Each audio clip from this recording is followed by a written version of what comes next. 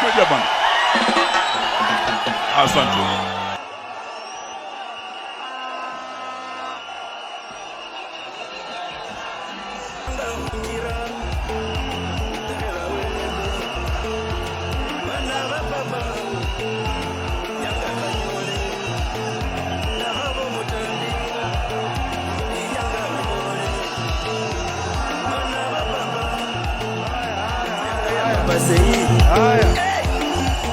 Kabla sijasema kitu leo niko na furaha. Kwanza mseme Eugene. Eugene Baba.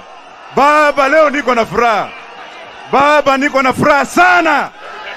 Manake watu wangu wako hapa wengi. Mmesikia mama akisema kwamba waizi wamewachiliwa. Na mimi nataka kwa siku 10 Ruto aachilie watu yangu ya Bangi wote.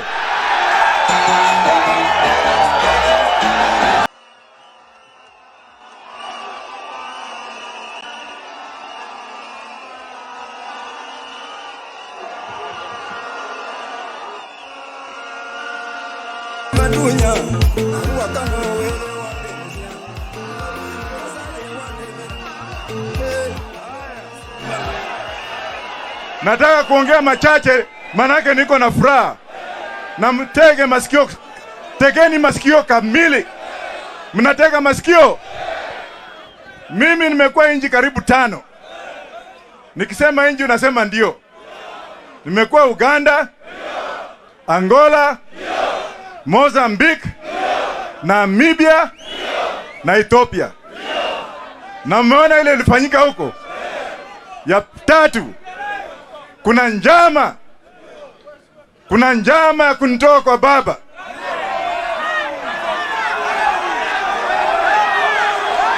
Mnasikia?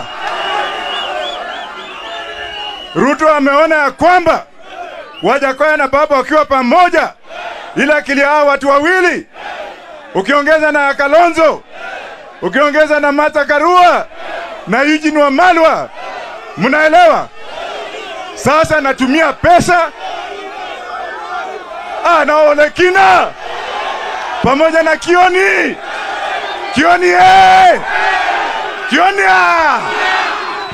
wanasema wametoa pesa mingi sana kunigawa na baba.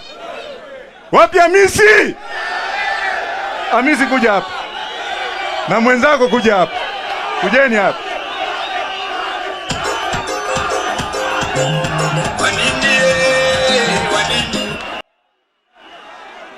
Mimi nataka nisimame na hawa. Niseme ya kwamba kama baba angekuwa na watu wengine wawili kama hawa, nawe na watu kama Wajackoyah, ambao watu wengine wanasema ati baba amezeeka, wengine wanangojea kuchukua nini mbinu za baba, wanafuata baba ati baba akufe wachukue mama zao.